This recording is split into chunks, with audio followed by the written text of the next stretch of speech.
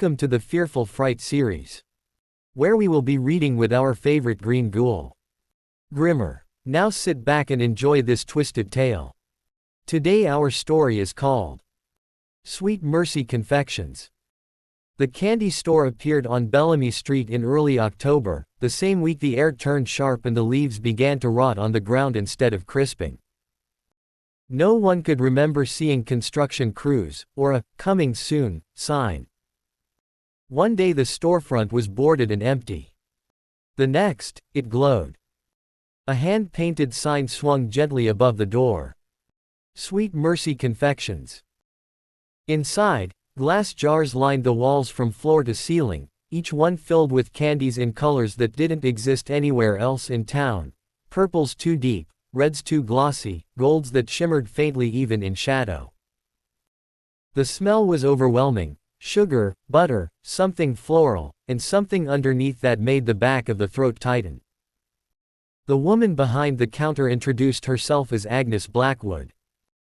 She looked harmless, middle-aged, tall but stooped slightly, gray hair coiled into a neat bun, skin pale as powdered sugar. Her smile was gentle, almost shy, and her voice carried a warmth that made people lean closer without realizing it. "Please," she'd say softly. "Try one. The first is always free." They always did. The first to change was Mr. Roland Pierce, the hardware store owner. He bought 3 caramels on a Friday afternoon. By Monday, he'd given Agnes the deed to his shop. No one thought much of it at first. Roland said he was downsizing, that he felt lighter now, unburdened. He smiled more, but it was a slack, dreamy smile, and his eyes never quite focused on anyone's face. Then Mrs. Delia Hart, who ran the town bakery, began handing out her pastries for free and directing customers down the street to Sweet Mercy Confections instead. A week later, her bakery closed. Agnes acquired the building. Then a retired couple signed over their savings. Then a teenager gave up a college fund. Then a farmer handed over his land. Each time, Agnes would wrap the candy in pale pink paper, whisper something under her breath, and watch as the person's shoulders relaxed, their worries melting away. The townsfolk said she was generous. They said her candy made them feel peaceful. They said they'd never tasted anything so perfect. They did not notice how thin they were becoming. How their homes grew emptier. How their voices flattened, emotions dulled, ambitions erased. Clara Whitmore noticed. Clara taught 5th grade at Bellamy Elementary. She was the kind of woman people called difficult, behind her back, sharp-eyed, quick to question, impossible to distract. She noticed patterns where others saw coincidence. She noticed that her students came in with Sweet Mercy wrappers tucked into their backpacks. That they stared at their desks instead of raising their hands. That when asked what they wanted to be when they grew up, they answered with the same phrase. "I don't need anything anymore." Clara didn't like candy. Never had. Her mother had called it rotted joy, and banned it from the house. Maybe that was why, when Agnes Blackwood smiled at her from behind the counter and offered a sample, Clara felt a chill instead of comfort. "No thank you," Clara said. Agnes's smile faltered, just for a fraction of a second. "You must," Agnes replied gently. "I really mustn't." The air between them thickened. The jars rattled softly on the shelves. Agnes recovered. "Another time, then." But her eyes followed Clara all the way out the door.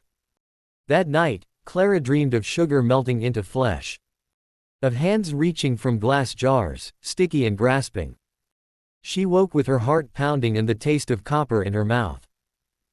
The next day, she visited the library. Old town records. Property transfers. Wills rewritten in shaky handwriting. All leading to Agnes Blackwood. The name wasn't in the census before October. It wasn't in any birth registry. It appeared once, very faintly, in a journal from the 1890s, written by a preacher who'd gone mad and drowned himself in the river. Beware the woman who feeds you sweetness, he'd written. She takes what you do not guard. Clara broke into the candy store after midnight. The inside was different in the dark. The jars pulsed faintly, like hearts. The smell was sickening now, too sweet, cloying, rotten. Behind the counter, she found a trapdoor. Below it was a cellar carved into the earth, its walls lined with shelves.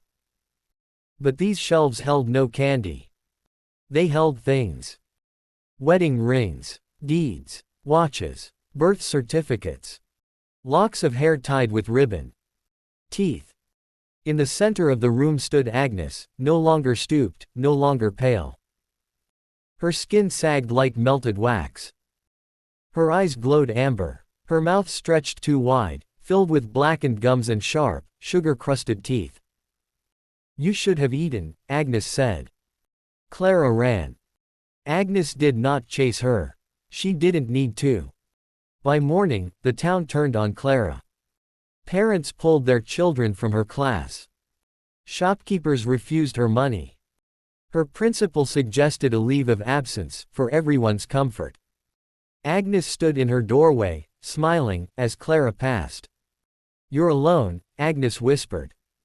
And hunger is persuasive. Clara starved herself for 3 days. She fasted not from food, but from sweetness.